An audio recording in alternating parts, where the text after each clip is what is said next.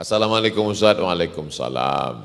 Ada pertanyaan, kaum Hawa, maaf, yang sedang halangan tidak boleh tadarus. Karena pemahaman saya selama ini keliru, saya tidak bisa. Perempuan yang sedang halangan, menurut 4 mazhab paling tua Imam Hanafi, nomor 2 Imam Maliki, nomor 3 Imam Syafi'i, nomor 4 Imam Hambali, maka dia tidak boleh baca Quran. Kecuali 2. Yang pertama, guru. Jadi kalau ada adik-adik, ibu-ibu yang jadi guru di sekolah, kebetulan mata pelajaran tajwid atau Al-Quran, tafsir, dia boleh ngajar tapi bacanya putus-putus. Ya ayyuha alladzina amanu kutiba alaikumus siyam. Jangan nyambung. Yang kedua, yang hafal Quran kan mesti ngulang hafalannya 1 hari 2 juz. Kalau dia halangan 7 hari berarti 14 juz hilang. Maka dia boleh ngulang hafalannya an zohri qalbin, mulutnya diam, ngulangnya dalam hati. Makanya nanti kalau ada nampak perempuan duduk di bawah pohon diam aja, itu berarti sedang ngurang hafalan. Tanya dia, adik-adik hafal Qurannya? Enggak. Terus kok tadi diam? Nunggu kamu. 2. Kaum Hawa, maaf, yang halangan tidak boleh masuk masjid. Ada cerita bahwa tidak boleh kita lewat masjid sejauh 40 meter. Tentang nggak boleh lewat masjid 40 meter tidak ada dalil yang sahih. Adapun perempuan yang halangan 7. Tidak boleh masuk masjid, tidak boleh baca Quran, tidak boleh megang Quran, tidak boleh bawa Quran, tidak boleh iktikaf, tidak boleh sholat, tidak boleh puasa. 7. Referensinya di mana Pak Ustadz? Nama kitabnya Al-Fiqhul Islami wa Adillatuh.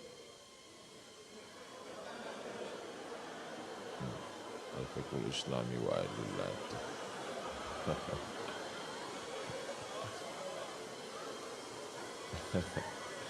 Sallallahu ala Muhammad, sallallahu alaihi wasallam, sallallahu ala Muhammad, sallallahu alaihi wasallam.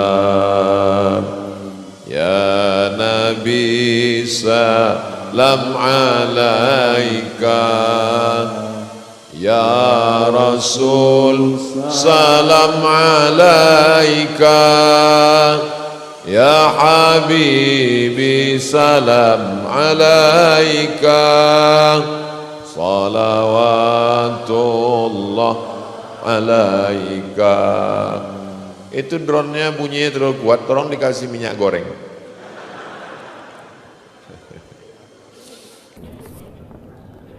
Gimana hukumnya memberi hutang kepada orang minjam tapi berkali-kali, nggak pernah bayar? Apakah kita termasuk orang yang menzolimi dengan tidak mendidik orang tersebut menjadi mandiri? Karena sepertinya tak pernah mandiri dan tidak berniat untuk melunasi. Ayat yang paling panjang dalam Al-Quran, surat Al-Baqarah 282. 1 lembar. Bukan tentang puasa, bukan tentang sholat, bukan tentang baca Quran, bukan tentang zikir, tapi ayat yang paling panjang tentang bayar hutang. Sholatnya banyak, puasanya banyak, zikirnya banyak, baca Qurannya khatam. Tapi kalau bayar utang tak dibayar, di akhirat kau akan cari dia. Oleh sebab itu ada orang mati syahid. Oh, mati syahid. Orang mati syahid enggak merasakan sakratul maut. Orang mati syahid enggak merasakan azab kubur. Orang mati syahid tidak merasakan hisab. Orang mati syahid langsung masuk surga. Ilat dain, kecuali hutang. Makanya kalau ada orang menagih hutang, itu dia bukan pelit, dia sedang menyelamatkan saudaranya dari makan haram. Makanya datang ke rumah dia, habis pengajian nih langsung datang. Assalamualaikum, waalaikumsalam. Kau mau menagih ya? Aku bukan mau menagih, tapi menyelamatkanmu, anak cucumu, istrimu, tetanggamu dari makan haram. Ya ayyuhalladzina amanu, hai orang-orang yang beriman, hai orang yang percaya bahwa setelah mati dia akan hidup lagi menghadap Allah. Idza tadayantum bidainin, kalau kau menjalin transaksi hutang piutang, ila ajalim musamma, sampai ke batas waktu tertentu, faktubuh, tulis, saya pinjam kepada kamu 500.000, akan saya bayar pada bulan Mei. Tahunnya jelas. Banyak juga bulan Mei, maybe yes, maybe no. Bulan berapa? Bulan Mei tahun 2020. Oke. Sekarang bulan Maret. Maret, April, 1 Mei 2020 datang. Tagih. Kapan kau bayar? Mohon maaf, aku nggak bisa, istriku baru meninggal, anakku pun sakit. Itu. Jangan kau cerita panjang lebar, tak tahan air mataku mau menetes. Kalau dia dalam kesulitan, fanaziratun ila maisarah, tunggu sampai dia lapang. Maisarah artinya lapang. Tunggu sampai dia lapang. Setelah dia lapang, datang lagi bulan Juni. Kapan kau bayar? Aku belum bisa. Nampaknya lebih banyak ongkos minyak aku daripada uang yang kutagih. Yang paling bagus, wa anta saddaqu khairul lakum, kau sedekahkan itu lebih baik. Karena aku pun makin datang makin kumat darah tinggiku, kolesterolku pun makin naik. Jadi untuk yang 500.000 itu ku sedekahkan aja, ambil. Tapi yang menghafal ayat ini yang ngasih pinjaman, bukan yang minjam. Sekarang banyak salah hafal, yang minjam pula yang hafal. Begitu kita tagih, kapan kau bayar? Wa anta saddaqu khairul lakum, kau sedekahkan itu lebih baik. Itu ayat aku. Ayat kau 8282. Banyak sekarang orang salah hafal ayat. Jadi dalam Islam hutang piutang adalah ajaran tolong menolong, tertulis dalam Quran, namanya fikih muamalah. Ada fikih ibadah, sholat, zakat, puasa. Ada fikih jihad, jihad fisabilillah. Ada namanya fikih muamalat, hutang piutang, gadai menggadai, pinjam meminjam, murabahah, mudharabah, bagi hasil. Maka hutang piutang ini cara tolong menolong, jangan sampai dihilangkan. Tapi kalau tidak mendidik, maka Islam bukan agama yang memanjakan orang. Apa hukum orang yang nikah berbeda agama, tinggal satu rumah sebagai pasangan suami istri, maka selama itu dia berzina. Kalau satu hari dia hubungan kelaminnya 3 kali berzina. Zina pagi, berzina siang, berzina sore, macam makan obat. Zina.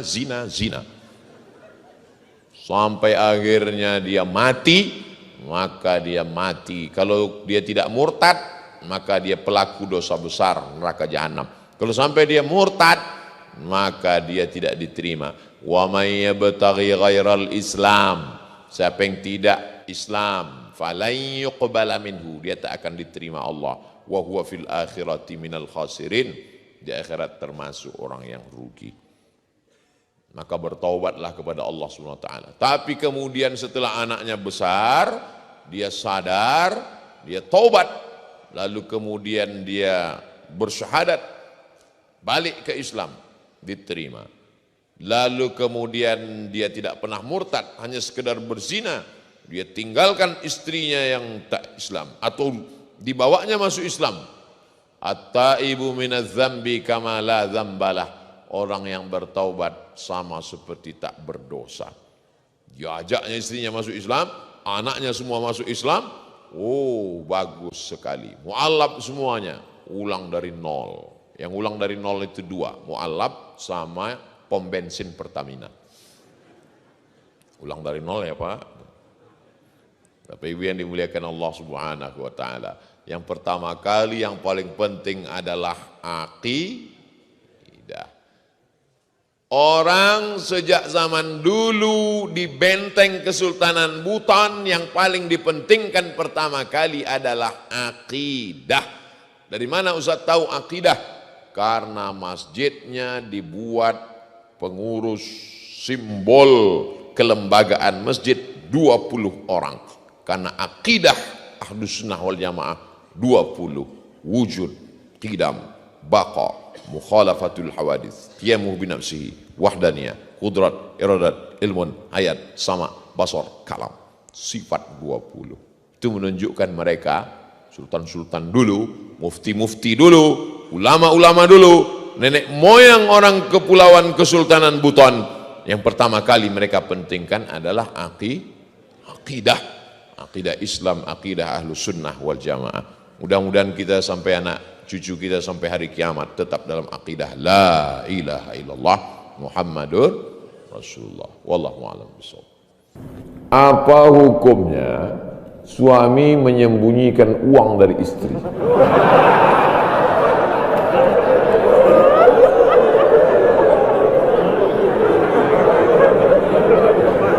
Bang, kata istrinya, bang ini duit apa bang? Duit sial. Oh duit sial, udah kusembunyikan kau dapat juga.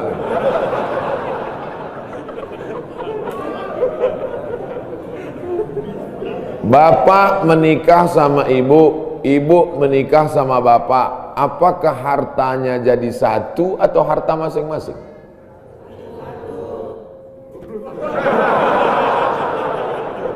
Mereka mau hartanya jadi satu dan bapak ketakutan. Itu yang saya baca. Sekarang kita baca ayatnya. Walakum nisfu ma taraka azwajukum illam yakul lahunna walad.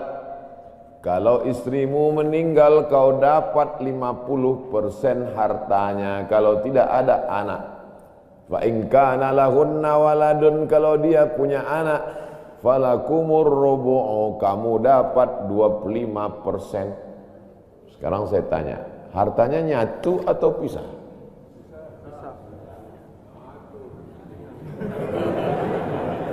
Memang kalau belum sarapan susah nangkap. Saya ulang sekali lagi. Walakum nisfu ma taraka azwajukum. Hai para suami, kamu dapat setengah harta istrimu kalau tidak ada anak. Fa in kana lahunna waladun, kalau ada anak kamu dapat 1/4. Artinya hartanya misal. Harta bapak beda, harta ibu beda. Ibu kerja, punya kebun, punya tanah, punya speedboat, itu harta dia. Bapak punya usaha, harta bapak. Meninggal ibu, 50% untuk bapak.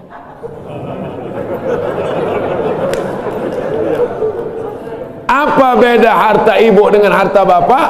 Di dalam harta bapak ada hak ibu, dalam harta ibu tidak ada hak bapak. Takbir. Saya ulang sekali lagi. Ibu menikah dengan bapak, bapak menikah dengan ibu, ibu bawa harta, bapak bawa harta. Bedanya apa? Dalam harta bapak ada hak ibu, dalam harta ibu tidak ada hak bapak. Kenapa dalam harta bapak ada hak ibu? Karena bapak wajib memberi nafkah.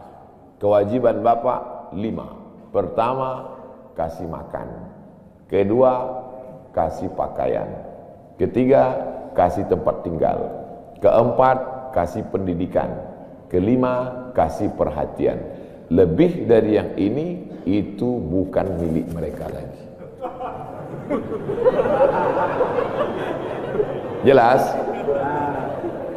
Ini ada sekarang suami setelah menikah, pas dilihat surat apa semua, tak ada punya dia. Semua atas nama istrinya. Ini orang kalau meninggal ini tidak kena azab kubur. Karena di dunia sudah terlalu azab dengan istrinya.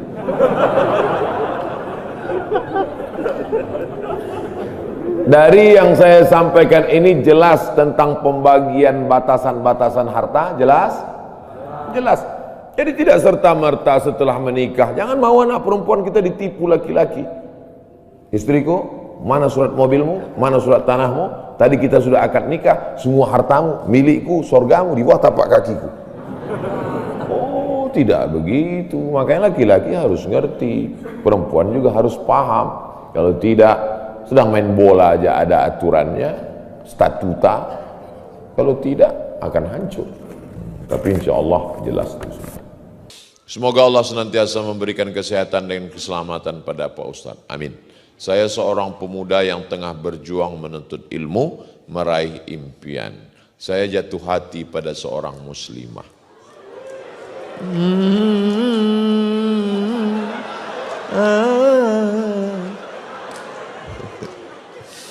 Dan sadar kami memahami perasaan satu sama lain. So sweet. Tapi tidak pacaran. Apa namanya? Kami tidak pacaran sebelum itu menjadi halal. Ustadz, saat ini telah memberikan isyarat untuk segera menghalalkannya. Namun saya rasa bahwa saya harus mempersiapkan segalanya. Terlebih dulu untuk memastikan kesejahteraan demi masa depan. Apa yang baiknya saya lakukan Pak Ustadz? Kerja, kerja, kerja. Kumpulkan modal dulu, nanti setelah cukup, bawa ketua pemuda bau-bau Islamic Festival, jangan datang sendiri, ini kesalahan anak muda. Banyak anak muda ini petantang-petenteng, yakin datang ke rumah calon mertua, Assalamualaikum, hai guys. Ya enggak diterima. Bawa Pak Wali, oke. Bawa Pak Imam, boleh. Bawa Ustadz, jangan bawa saya. Nanti saya yang diterima. Nah, sampaikan niat kami baik, Pak. Niat kami ini baik supaya kami silaturahim ini tidak hanya sebatas bertetangga, berteman satu kota bau-bau, tapi lebih dekat daripada itu. Saya selama ini manggil Bapak kan Bapak, saya ingin manggil ayah. Rebutlah tepat di hatinya, dia akan jadi milikmu untuk selamanya. Jangan lupa doa, jangan hanya sekedar usaha. Jangan mentang-mentang sudah merantau nun jauh di Jakarta, Bandung, Surabaya, pulang ke bau-bau, bawa mobil mewah, bawa emas, begitu datang, Assalamualaikum Pak, Waalaikumsalam, puluh cipika-cipiki, maksud kami mau Minang, dia baru aja akad ahad kemarin. Itu rasanya melihat pantai laut bau-bau seperti permadani yang terhampar. Ingat, bunga bukan setangkai, kumbang bukan seekor. Patah tumbuh hilang berganti, hilang satu tumbuh seribu. Allahu Akbar. Semangat jomblo-jomblo nih Pak Wali.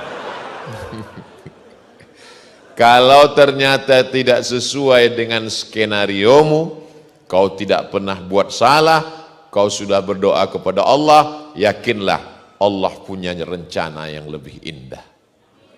Boleh untuk update status siang nanti. Nah, mudah-mudahan adik-adik dipertemukan dengan orang yang baik-baik. Pak Ustadz minta tolong doakan ibu saya sudah lama sakit. Nanti kita doakan di akhir majelis, bukan cuma ibu bapak, ibu-ibu semua kita doakan. Bagaimana niatnya doanya? Bagaimana niatnya doanya mandi taubat?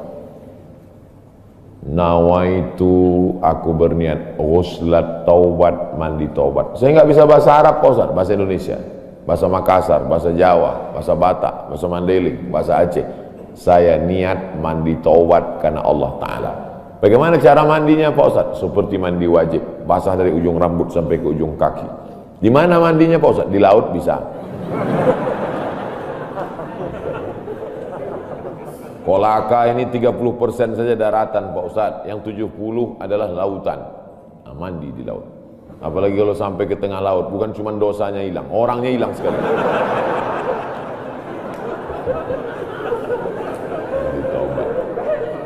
Setelah mandi taubat, solat sunat taubat, usolli sunnatat taubat rakaataini lillahi ta'ala. Ayatnya bebas. Ayat apa yang paling panjang? Hafal kau amma yatasaalun? Tidak. Wadduha? Tidak. Kulhu? Hafal baca kulhu.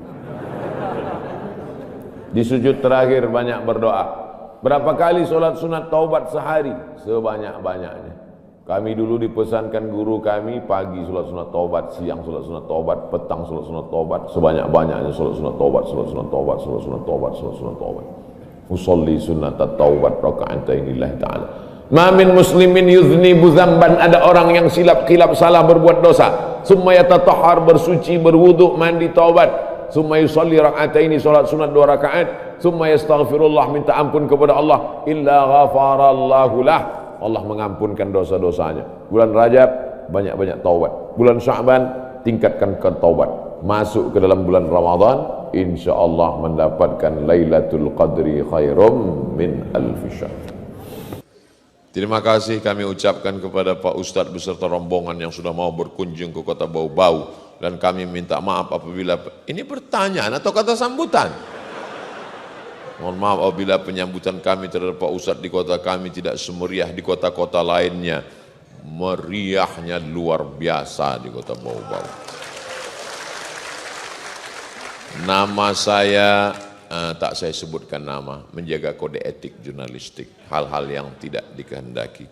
Yang ingin saya tanyakan Pak Ustadz, satu, Rasulullah sangat benci pada sahabat yang berbohong, walaupun itu hanya candaan, prank. Tapi kenapa ketika sahabat Nabi Uqashah melakukan kebohongan, tidak memarahinya, berkata, dengarlah kamu sekalian, sekiranya kamu hendak menjadi lusa orang ini. Pertanyaannya, apakah karena kecintaan kita kepada Nabi kita bisa berbohong walaupun prank karena sahabat Nabi melakukan kebohong?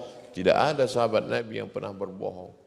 Jadi kalau ada cerita-cerita, maka kita mesti cek and recheck. Man kadzdzaba alayya muta'ammidan, siapa yang berdusta kepadaku secara sengaja, falyatabawa maq'adahu minan nar, maka siapkanlah tempat duduk dari neraka. Saya kasih 3 contoh perbuatan sahabat yang disangka orang berdusta padahal bukan dusta. Pertama, Nabi masuk ke rumah sahabat, ketok pintu, Assalamualaikum. Assalamualaikum. Enggak, dia enggak jawab. Assalamualaikum 3 kali, baru dia jawab, Waalaikumsalam. Buka pintu. Kata Nabi, dari tadi kamu ada di situ? Ada. Kenapa enggak jawab dari pertama? Aku mau dapat doamu 3 kali ya Rasulullah. Pertanyaannya, apakah sahabat yang ada di balik pintu itu pembohong? Tidak. Dia mau dapat doa Nabi 3 kali, berarti doanya 9. Assalamualaikum warahmatullahi wabarakatuh. Assalamualaikum warahmatullahi wabarakatuh. Assalamualaikum warahmatullahi wabarakatuh. Baru dia buka pintu. Idza sta'zana ahadukum salasan. Kalau kamu minta izin salam 3 kali, falam yu'zan, tidak diizinkan, falyarji, maka pulanglah. Contoh kedua, datang tamu. Datang tamu, dia bilang ke istrinya, matikan lampu. Matikan lampu, istrinya masak, begitu masakan datang, masakan ini cuman cukup untuk tamu saja. Karena makanan anaknya, dia sendiri tak ada makan. Diletakkan di ruang tamu, habis itu matikan lampu, lalu dia pura-pura bunyi makan. Besoknya datang menghadap Rasulullah sallallahu alaihi wasallam. Apa kata Nabi sallallahu alaihi wasallam? Adhakallah, Allah menurunkan rahmat sani'akuma, perbuatan kamu berdua tadi malam. Kelihatannya seperti bohong. Pura-pura makan. Padahal dia sedang memuliakan tamu.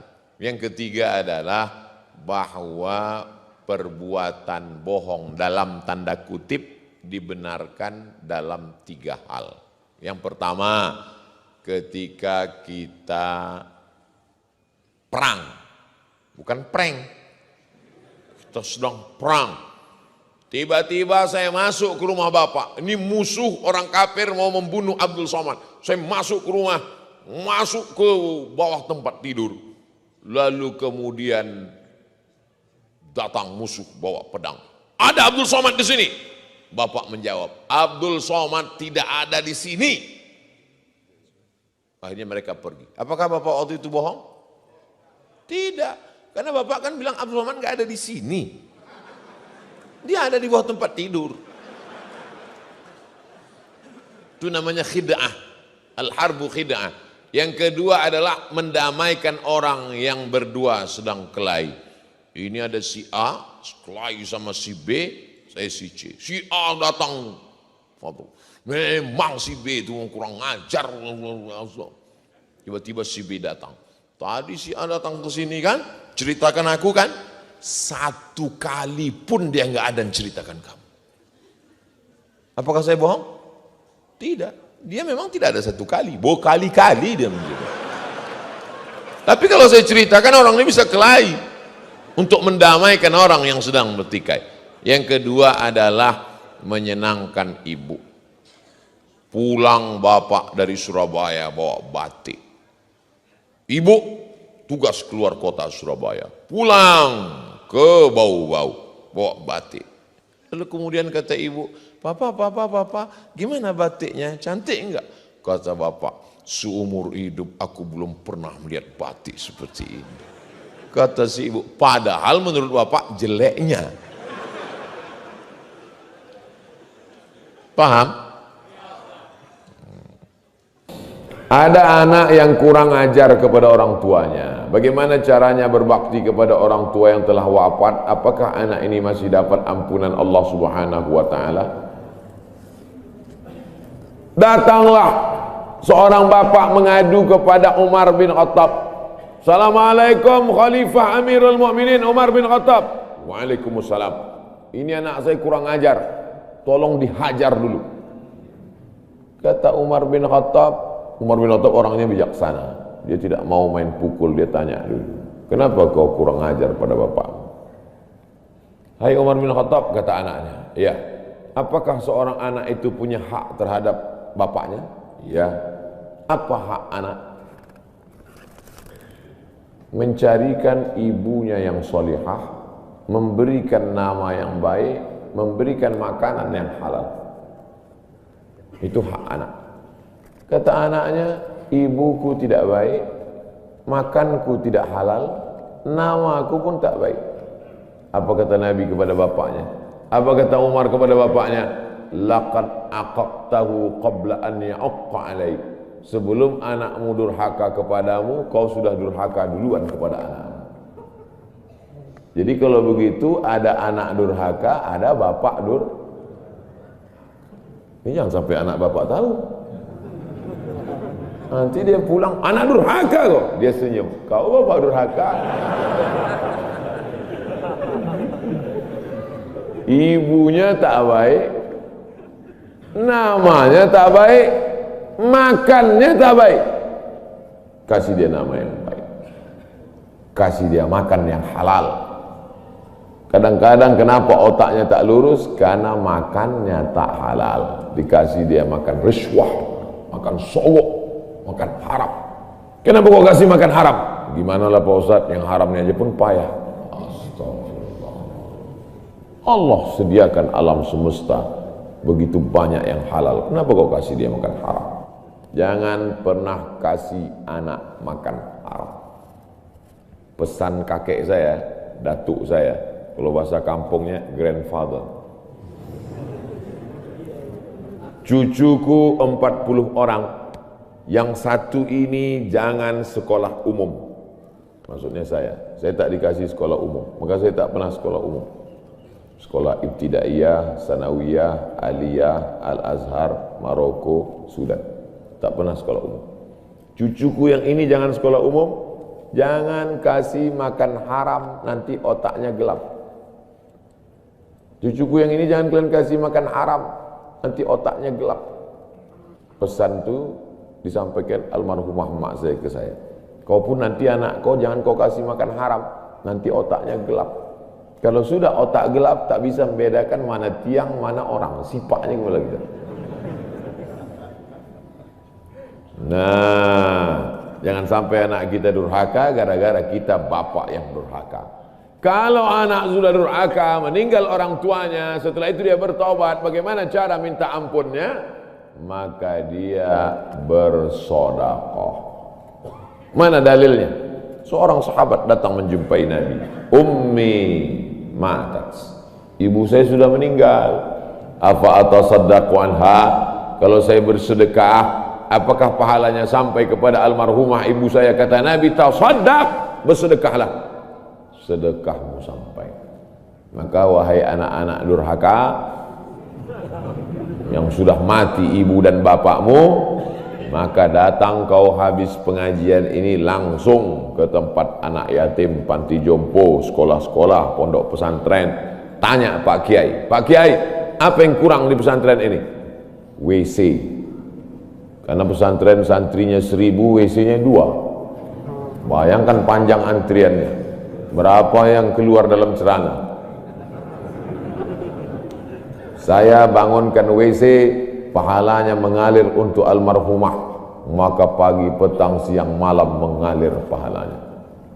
Sedekah. Ayu sedekatu afdal? Apa sedekah yang paling afdal?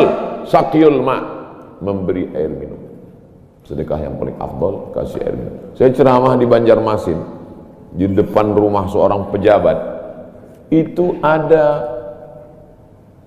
kulkas tapi nggak sampai beku, freezer. Setiap dipencet keluar air dingin. Gelasnya dikasih pakai rantai besi, takut dilarikan tukang ambil aluminium. Buat wakaf untuk almarhumah. Nah, itu bagus kan.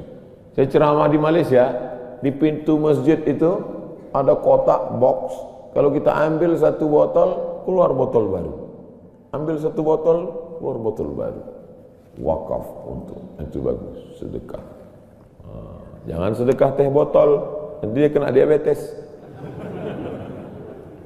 Air putih, ini bagus, mengalir. Sedekah sumur bor, pergi ke masjid, putar keran nggak ada air.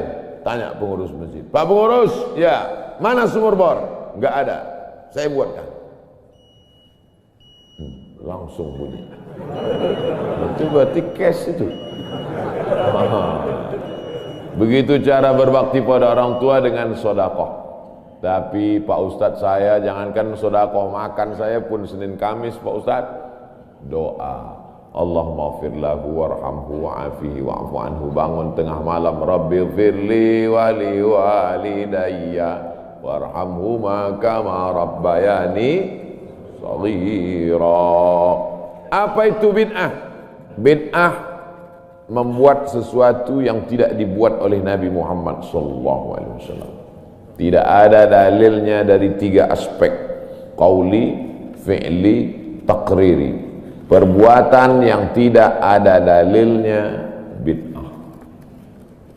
Jangan dikatakan perbuatan yang tidak dibuat Nabi bid'ah. Perbuatan yang tak ada dalilnya bid'ah. Karena kalau dikatakan yang tidak dibuat Nabi bid'ah, Nabi tidak pernah pakai peci. Tunjukkan saya mana hadis Nabi pakai peci. Berarti peci ini bid'ah. Nabi mimbarnya tangganya dari depan. Ini masjid tangganya dari belakang. Berarti mimbar ini bid'ah.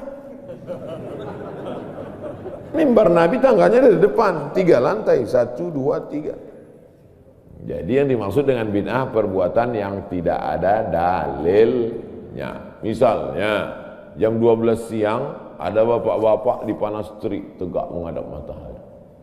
Pak, bapak ngapain? Aku mengagungkan Allah di bulan Rajab. Bid'ah itu. Karena tidak ada dalilnya sama sekali.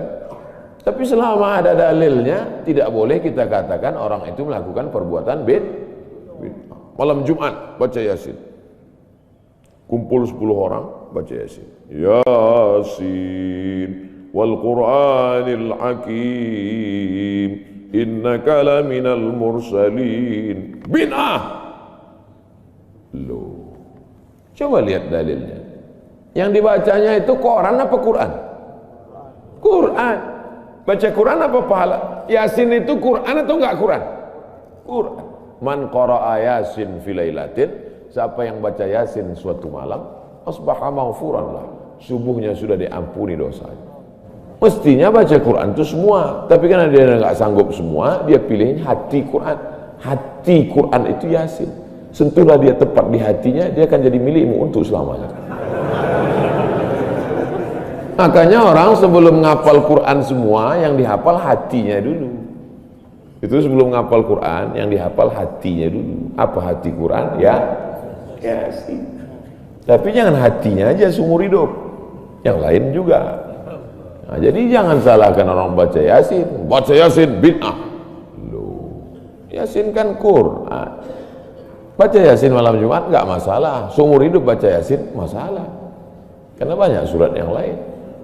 Baca juga Al-Fatihah, Al-Baqarah, Al-Nisa, Al-Imran, Al-Nisa, Al-Ma'idah, Al-An'am. Nah, jadi mudah. Perbuatan tidak ada dalilnya bid'ah. Selama ada dalilnya tidak bid'ah. Bagaimana hukumnya anak angkat yang tidak tahu asal usulnya mau menikah? La nikaha illa biwaliyin. Perempuan tidak boleh nikah kecuali dengan wali. Walinya pertama ayah. Kalau enggak ada ayahnya kakek. Kalau tidak ada kakeknya paman, adik ayah.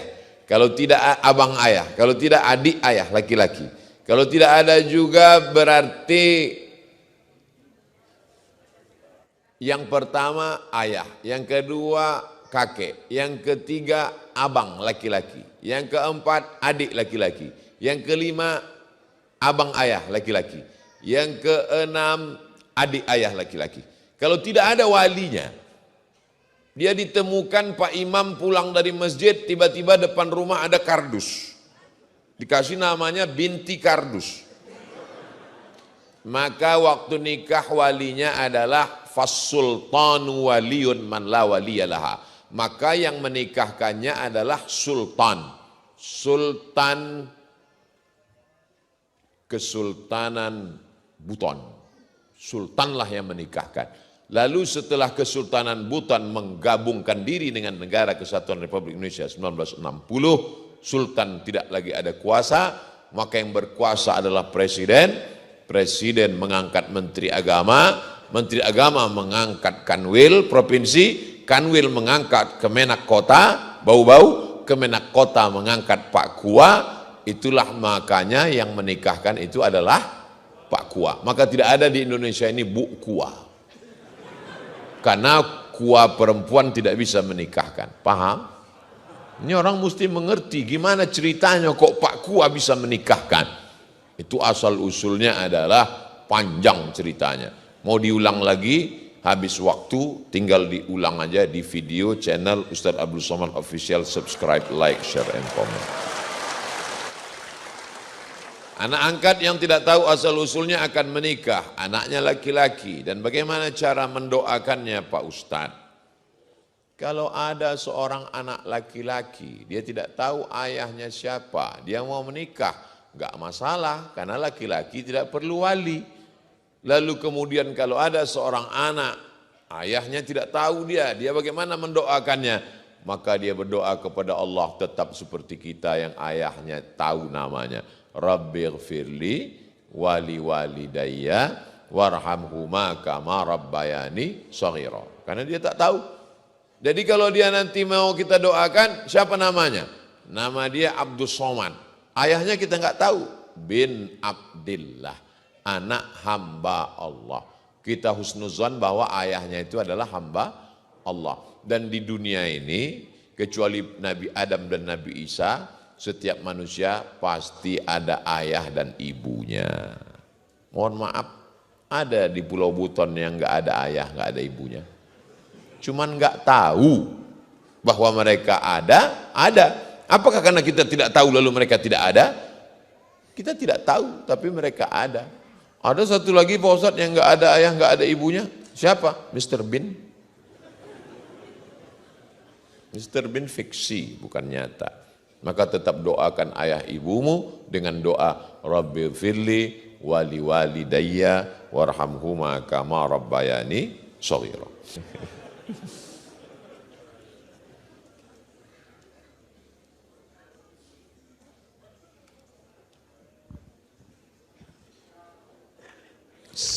Bagaimana agar kita bisa menjadi pemimpin yang baik dan amanah? Ini nampaknya untuk Pak Wali.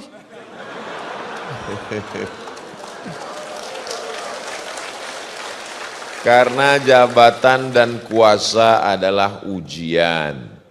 Banyak orang kalau ninggal katanya ujian.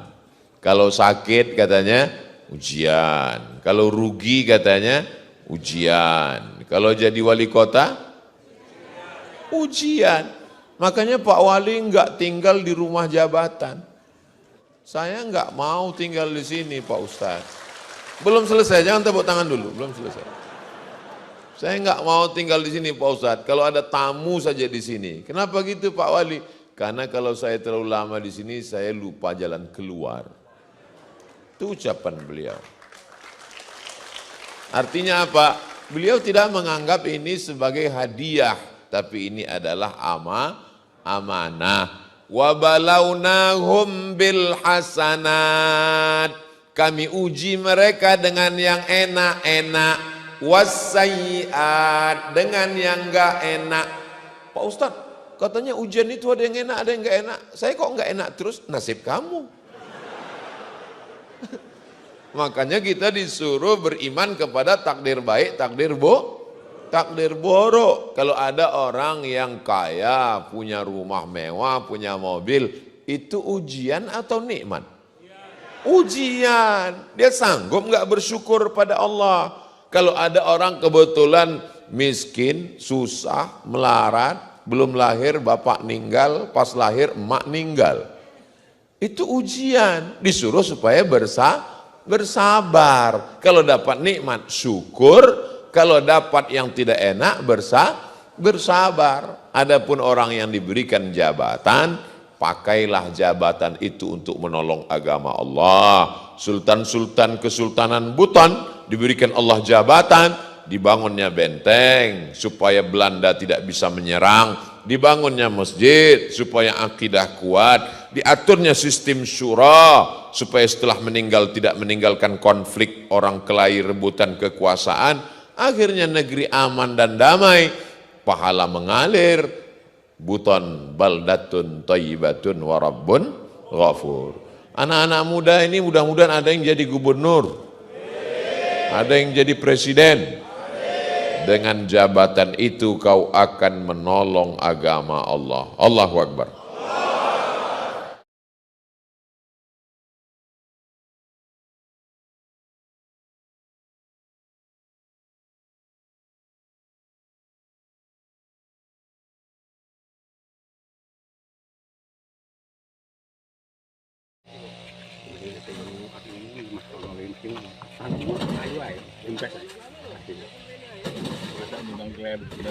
Lah kowe iki wong, lah kowe iki pikun ta sine. Kowe longkang-longkang wong mantul kan yo arep wong kutrek kowe iki mikir ning aku